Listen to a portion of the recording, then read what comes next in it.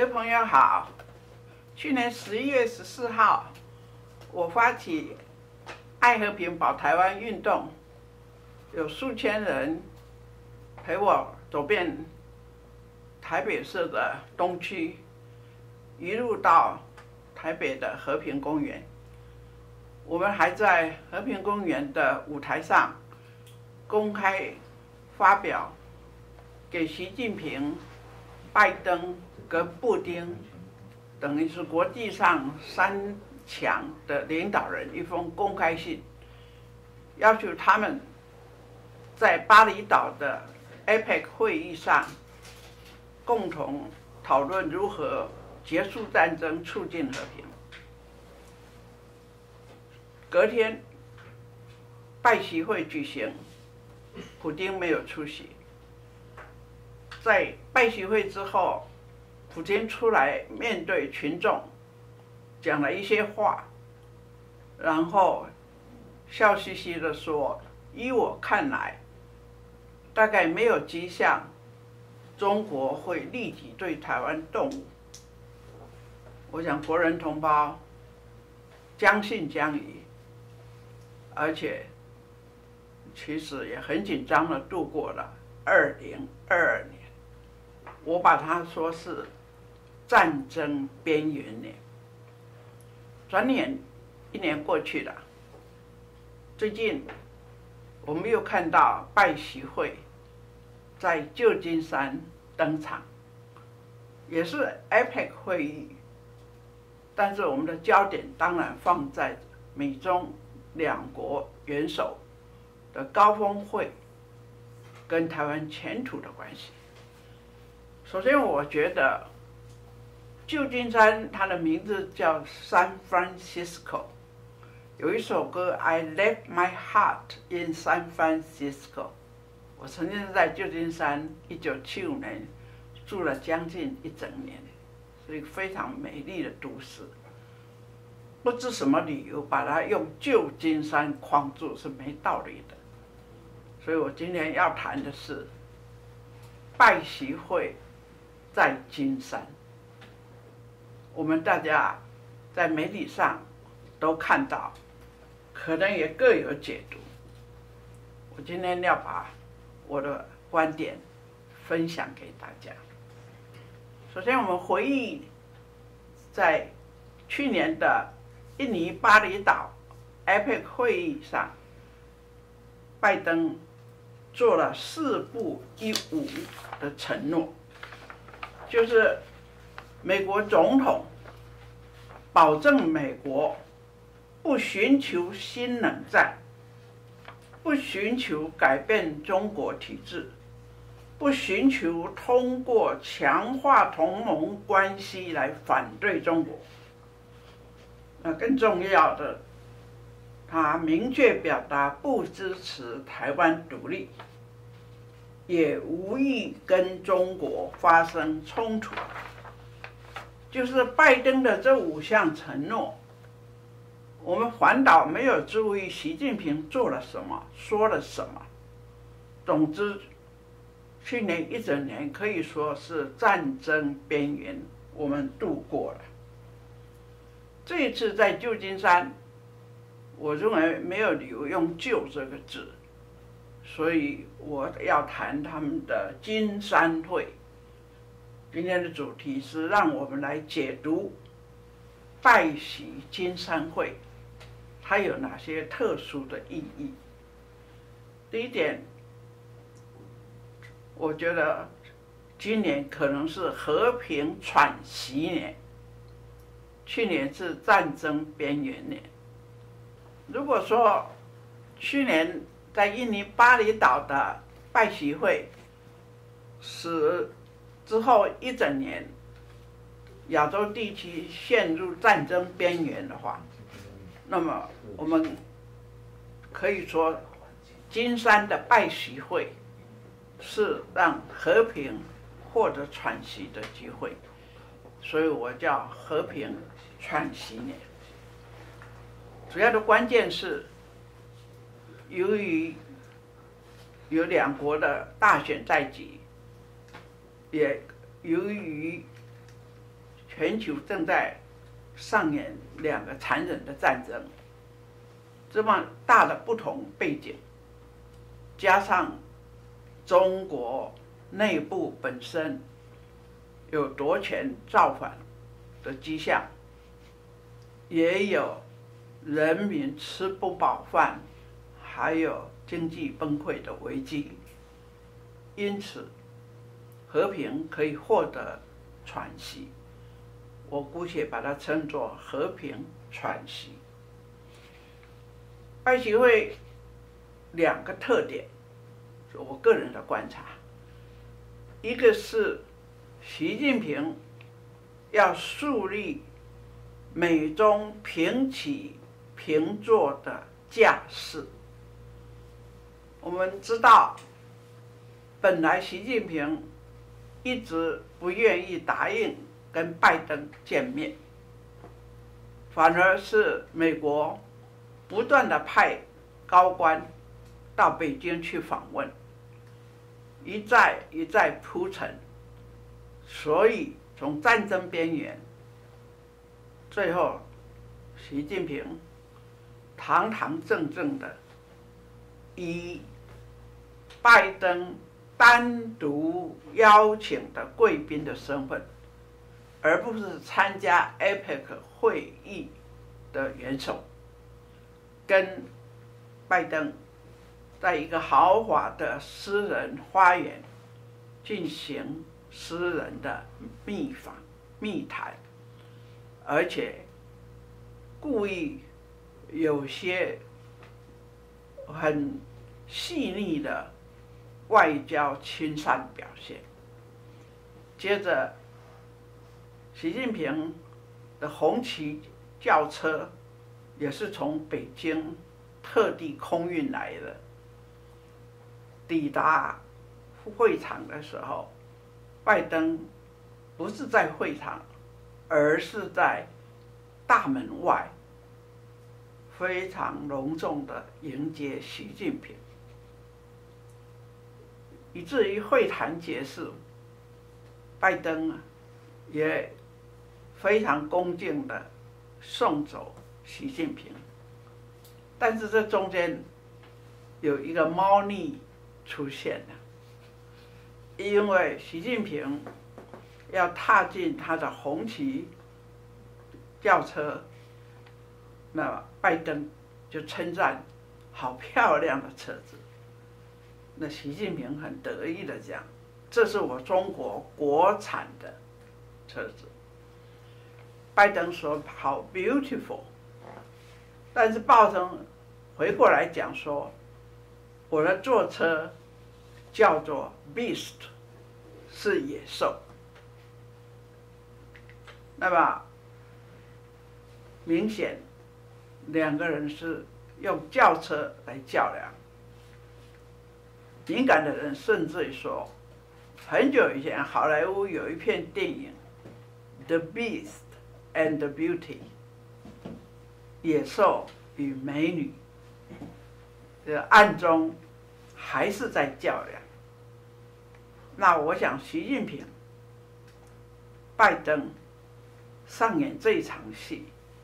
内行的人就看得出来，习近平在过去有警告东升西降，地球容得下美中两国共管。那这一次习近平坐实了，我中国已经跟你美国平起平坐。有政治分析家就说，全球化是单一的领导，因为中国的崛起，习近平挑战美国，在这一次的 APEC 会议所展现的架势是，我中国已经跟你美国平起平坐了。换句话讲，世界不再只有你美国单独领导。因为习近平在演讲的时候就公开提出美中关系发展的5根支柱，很有趣。他说，美中应该共同树立正确的认知，共同有效管控分歧，共同推进互利合作，共同承担大国责任，共同促进人文交流。如果你有时间，我建议你把习近平在这次金山会谈发表的文件，以及他宴请全美国前120大企业家的晚宴的演讲，我必须可以用文情并茂来形容。文字写得好，理念非常的正确，视野非常的宽广。这原来不是中国共产党领导人会发表的谈话，显然他已经有第一流的写手。我们下一任的总统要注意了，如果你还是到处照稿念的话，你必须物色全国最好的撰稿人，因为这一次我明确的发现，替习近平写演讲稿的真的是第一流。当然，共产党的话不是可以完全相信，所以我的感觉，习近平在金山会谈扬弃了这个战狼外交。过去1-2年，习近平开口闭口每一句话都要展现中国臭屁，然后都要谩骂别人。这很像蔡政府时代有一个阶段，讲到中国也是三角拉起，超美人家讲都不好。习近平知道他战狼外交付出很大的代价，引起全世界一面倒的反华，所以这次他的用语不但优雅，而且词意非常深远。我这样肯定他，只是要提醒今后台湾的领导人，千万不要小看花言巧语的外交其实有多大的魅力。容我念几段，大家来参考。比如他说，中国的发展有其自身的逻辑和规律，他要为提倡中国式社会主义做定义。他说，中国不是殖民掠夺，中国不走国强必霸，不搞意识形态输出，没有超越或取代美国的规则，美国也不应该有打压遏制中国的打算。更明显的讲，他说中美不打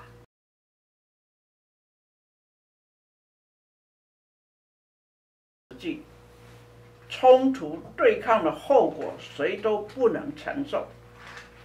大国竞争解决不了问题。他说，中美关系的根基是人民交主的，中美关系的大门是人民打开的，中美关系的故事是人民书写的，中美关系的未来是人民创造的。你看看，在共产国家，开口闭口人民，这是多么生动，但是中国人民听起来心里可能非常的反讽。变动交流的世界，中美需要宽广的胸怀，展现大国格局，拿出大国担当，发挥大国作用。你看多么有气势！中国愿意同美国做伙伴，我们处理中美关系的原则是相互尊重、和平共处、合作共赢。后面还有一段更精彩：和平共处是国际基本准则，是两国必守的底线；合作共赢是时代发展的潮流，也是中美关系应有的底色。应该把合作的清单拉得更长，把合作的蛋糕做得更大。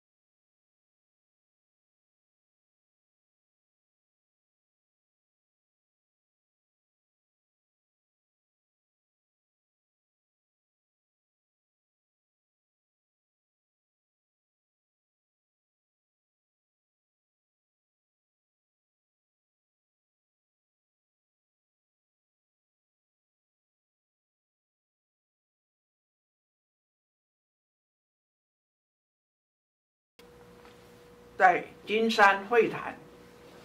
他提出金山愿景。我反对用旧金山，因为英文叫 San Francisco， 我不懂为什么当时会用旧这个字。但是 San Francisco Vision， 我想可以听听。他说，和平共处是国际关系的基本准则，合作共赢是时代发展的潮流。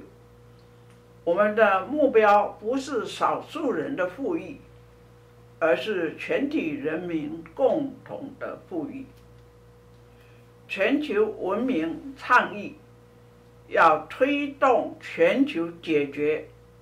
物质和精神失衡的问题，要共同推动人类文明不断的进步。无论今后发展到哪一步，我们永远不称霸，不扩张，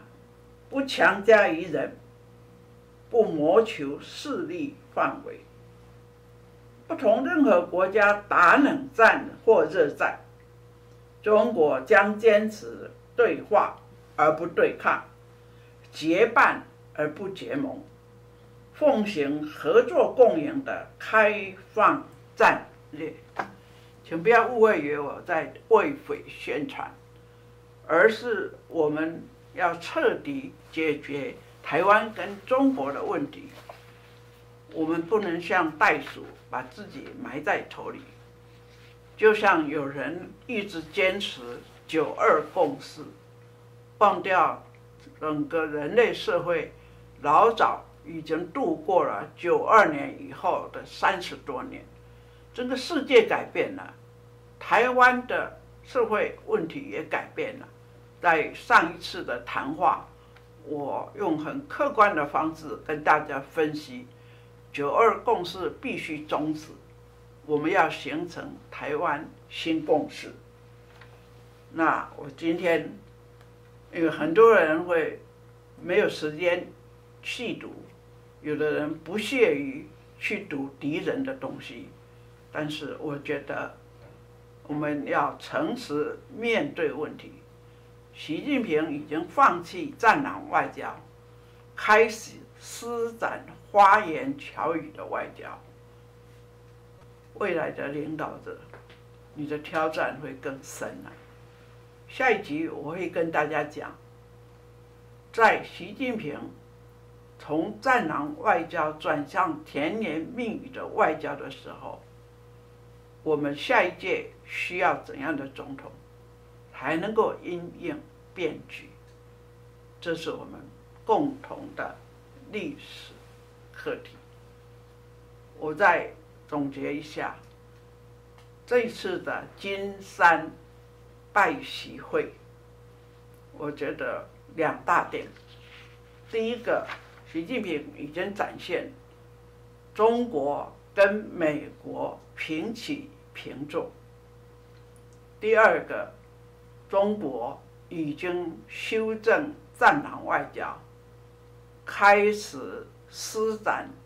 它的花言巧语外交。时代在变，我们下一届的领导人，你如何应应？我们下一个礼拜再见。